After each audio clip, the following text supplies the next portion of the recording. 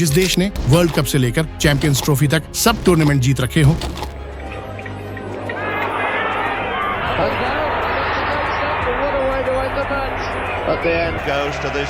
जिस देश ने Viv Richards, Brian Lara, Chris Gayle जैसे हीरे पैदा करे हों, जिस देश ने back to back 50 over world cup और back to back T20 world cup जीते हो, वही देश 2022 T20 वर्ल्ड कप और 2023 क्रिकेट वर्ल्ड कप के लिए क्वालिफाई तक नहीं कर पाता है। मैं बात कर रहा हूँ कैरिबियन प्राइड वेस्ट इंडीज की। आज भले ही वेस्ट इंडीज क्रिकेट स्ट्रगल कर रहा हो, लेकिन एक समय था जब दुनिया भर की टीम्स वेस्ट इंडीज से डरा करती थी। 1970 और 1980 में बड़ी बड़ी टीम्स वेस्ट इंडीज के आगे घुटने टेक देती थी, लेकिन year by year West Indies team की परफॉर्मेंस डिक्रीज होती गई। 1975 में पहला क्रिकेट वर्ल्ड कप होने वाला था। सब टीम्स अपनी स्ट्रेटजीज बनाने में लगी हुई थीं, लेकिन वेस्ट इंडीज का कॉन्फिडेंस अलग ही लेवल पर था। जब फाइनल मैच आया, क्लाइव लॉयड की टीम ने ऑस्ट्रेलिया के अगेंस्ट खेलते हुए सबको शॉक कर दिया। क्लाइव लॉयड ने 102 रन की धमाकेदार सेंचुरी मारी। ऑस्ट्रेलिया को 17 रन से हराकर वेस्ट इंडीज ने अपना पहला वर्ल्ड कप जीत लिया।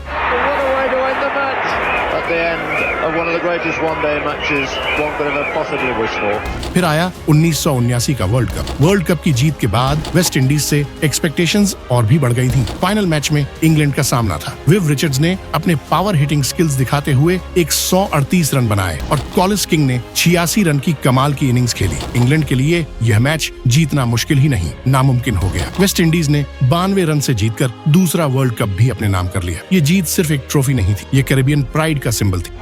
England all out. West Indies are won by 92 runs and deserve to become holders of the Prudential World Cup for the second time. 1980 का दौर वेस्ट इंडीज के लिए और भी जबरदस्त था। वेस्ट इंडीज ने 15 साल तक कोई टेस्ट सीरीज नहीं हारी। इमेजिन करो, दुनिया की हर टीम उनसे डरती थी। फास्ट बॉलिंग अटैक तो उनका सबसे बड़ा वेपन था। मैल्कम मार्शल, माइकल होल्डिंग, जोल गार्नर और एंडी रॉबर्ट्स जैसे बॉलर्स ने बैट्समैन के होश उड़ा दी। माइकल होल्डिंग को विस्परिंग डेथ के नाम से जाना जाता था। उनकी स्पीड और एक्यूरेसी देखकर बैट्समैन का पसीना छूट जाता था। माल्कम मार्शल का बाउंसर तो किसी भी बैट्समैन के लिए नाइटमेयर से कम नहीं था। और जोएल गार्नर 6 फुट 8 इंच का जायंट जो अपनी हाइट का पूरा एडवांटेज उठाता था। उनके डिलीवरीज तो सीधे बैट्समैन के हेलमेट्स पर जा लगती थीं। कैप्टन क्लाइव लॉयड ने टीम को एक फैमिली की तरह बनाया। I think what made Clive Lloyd a great player and captain was first of all his demeanor. He was always pretty calm. He never looked flustered on the field, and that's what you want from a captain. उनके leadership skills ने West Indies को match winners से भर दिया। Clive Lloyd का मोटो था team पहले individual. बाद में उन्होंने सबको ये सिखाया कि अगर टीम स्ट्रांग है तो इंडिविजुअल ब्रिलियंस अपने आप निकल के आएगी। It was John Arlott who described Clive Lloyd as a great gangling, begoggled super cat. And that pretty much sums him up.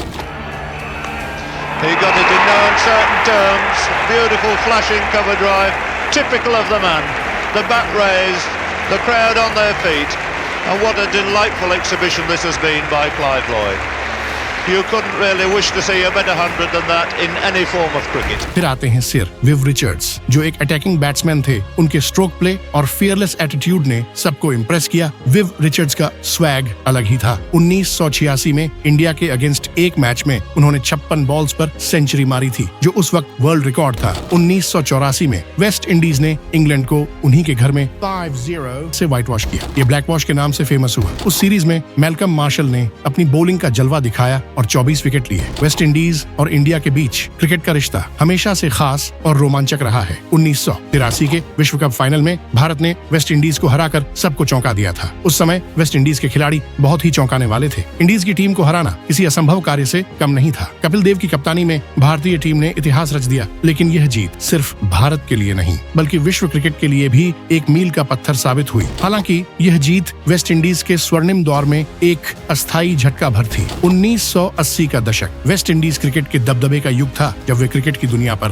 राज कर रहे थे। 1983 के विश्व कप के बाद वेस्ट इंडीज ने भारतीय टीम के खिलाफ 1983-84 की सीरीज में 7-0 की बड़ी जीत दर्ज की। मैल्कम मार्शल और माइकल होल्डिंग की घातक तेज गेंदबाजी ने भारतीय बल्लेबाजों को बुरी तरह परेशान किया। इस दौर में Clive Lloyd, Viv Richards, Joel Garner और गॉर्डन ग्रीनिज जैसे दिग्गज खिलाड़ी वेस्ट इंडीज के वर्चस्व की नींव थे। कैरिबियन द्वीपों में क्रिकेट धर्म बन चुका था। और हर बच्चा विव रिचर्ड्स की तरह बल्लेबाज या मैल्कम मार्शल की तरह तेज गेंदबाज बनना चाहता था। वेस्ट इंडीज का यह गोल्डन ईरा 27 के दशक के मध्य से लेकर 1990 के दशक के प्रारंभ तक चला। उनकी लगातार जीत और शानदार प्रदर्शन ने उन्हें क्रिकेट की सबसे खतरनाक टीम बना दिया। हालांकि 1990 के दशक में वेस्ट इंडीज के प्रदर्शन में गिरावट आनी शुरू हुई। प्रमुख खिलाड़ियों के संन्यास लेने और नए खिलाड़ियों में स्थिरता की कमी ने टीम को कमजोर कर दिया। यह गिरावट 1995 में और स्पष्ट हो गई जब ऑस्ट्रेलिया ने कैरिबियन में वेस्ट इंडीज को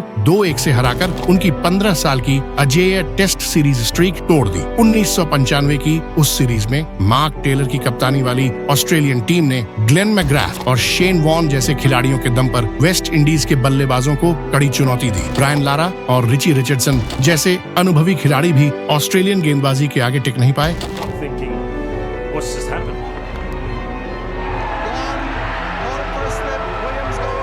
उस हार ने यह संकेत दे दिया कि वेस्ट इंडीज के दबदबे का युग खत्म हो चुका है। 1996 वर्ल्ड कप में वेस्ट इंडीज से बहुत एक्सपेक्टेशंस थीं। सबको लगता था कि यह टीम फिर से अपनी डोमिनेंस दिखाएगी, लेकिन रियलिटी कुछ और ही थी। सेमीफाइनल में ऑस्ट्रेलिया के अगेंस्ट वेस्ट इंडीज का मैच हुआ। इस मैच में वेस्ट इंडीज ने 207 रन का टारगेट सेट किया। सबको लगा कि यह डिफेंडेबल स्कोर है। ऑस्ट्रेलिया के माइकल बीवन ने लास्ट ओवर में कामनेस दिखाते हुए मैच जीत लिया। मिड 1990s में वेस्ट इंडीज टीम के अंदर भी बहुत प्रॉब्लम्स थीं। इंटरनल डिस्प्यूट्स और प्लेयर डिसएग्रीमेंट्स टीम की परफॉर्मेंस को अफेक्ट कर रहे थे। सीनियर प्लेयर्स और बोर्ड के बीच टेंशन बढ़ने लगा। ब्रायन लारा, जो उस वक्त के सबसे टैलेंटेड बैट्समैन थे, उनका भी बोर्ड के साथ कंट्रोवर्सी चल रहा था। 1990 के मध्य में वेस्ट इंडीज के बहुत सारे की प्लेयर्स रिटायर होने लगे। लेजेंड्स जैसे रिची रिचर्डसन, डेजमंड हेन्स और मैल्कम मार्शल ने क्रिकेट को अलविदा कह दिया। इन प्लेयर्स की एब्सेंस से टीम में एक्सपीरियंस और स्टेबिलिटी की कमी होने लगी। यंग प्लेयर्स को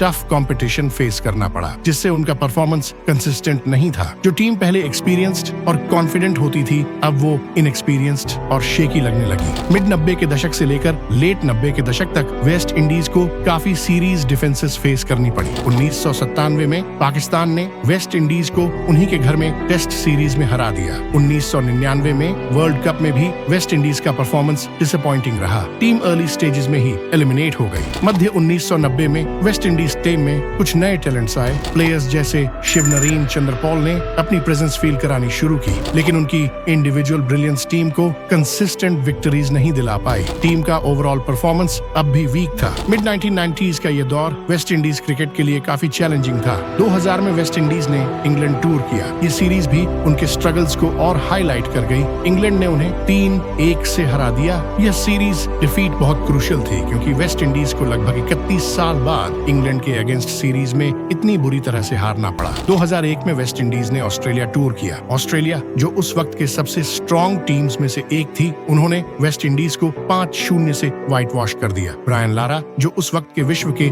सर्वश्रेष्ठ बल्लेबाजों में से एक थे, उनकी भी प्रदर्शन अस्थिर होने लगी थी। इस पीरियड में वेस्ट इंडीज टीम के अंदर काफी कॉन्फ्लिक्ट्स भी चल रहे थे। प्लेयर्स और बोर्ड के बीच डिस्प्यूट्स, पे इश्यूज और टीम सिलेक्शन कंट्रोवर्सीज ने टीम डायनामिक्स को अफेक्ट किया। ब्रायन लारा और कार्ल हूपर के बीच का टेंशन भी बहुत न्यूज में रहा। कार्ल हूपर को 2001 में कैप्टन बनाया गया, लेकिन उनकी कैप्टनसी भी टीम को कंसिस्टेंट विक्ट्रीज नहीं दिला पाई। इंटरनल कॉन्फ्लिक्ट्स ने टीम यूनिटी को डैमेज किया। वेस्ट इंडीज टीम, जो पहले एक फैमिली जैसे थी, अब टूटने लगी थी। इस टफ फेज में एक नाम जो हमेशा स्टैंड आउट रहा, वो था ब्रायन लारा। लारा ने इंडिविजुअल ब्रिलियंस दिखाई और कुछ हिस्टोरिक इनिंग्स खेली। 2004 में इंग्लैंड के अगेंस्ट उन्होंने 400 रन की रिकॉर्ड ब्रेकिंग इनिंग्स खेली। यह प्रदर्शन उनकी महानता को प्रूव करता है।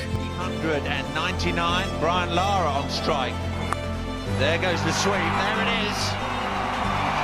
Perhaps the most significant single ever in the history of Test match cricket. Brian Charles Lara becomes the first man in the history of the game to register a score of 400. 2004 champions trophy West Indies cricket के लिए एक महत्वपूर्ण moment था। जब Caribbean fans को लगने लगा था कि उनकी टीम हमेशा के लिए डिक्लाइन में चली गई है, तब उन्होंने एक अनएक्सपेक्टेड परफॉर्मेंस दी। फाइनल में वेस्ट इंडीज का सामना इंग्लैंड से हुआ। इंग्लैंड ने पहले बैटिंग करते हुए 27 रन बनाए। चेज करते वक्त वेस्ट इंडीज ने 147 रन पर 8 विकेट गंवा दिए। ऐसा लग रहा था कि मैच हाथ से निकल गया है, लेकिन कोर्टनी ब्राउन और इयन ब्रैडशॉ ने एक मिरेकल पार्टनरशिप बनाई। दोनों ने मिलकर लास्ट लास्ट विकेट के लिए 71 रन जोड़े और वेस्ट इंडीज को जीत दिलाई। यह एक यादगार पल था और कैरेबियन फैंस के लिए एक नया आशा। 2007 विश्व कप वेस्ट इंडीज के लिए एक मेजर डिसअपॉइंटमेंट बना। यह वर्ल्ड कप उनके होम ग्राउंड्स पर हो रहा था, लेकिन सुपर 8 स्टेज में वेस्ट इंडीज को लगातार डिफीट्स फेस करनी पड़ी। साउथ अफ्रीका और ऑस्ट्रेलिया के अगेंस्ट वन साइडेड डिफीट्स ने सबको डिसअपॉइंट कर दिया। ब्रायन लारा का यह लास्ट वर्ल्ड कप था और उन्होंने इंटरनेशनल क्रिकेट से रिटायरमेंट ले लिया। उनका डिपार्चर वेस्ट इंडीज क्रिकेट के लिए एक और सेटबैक था।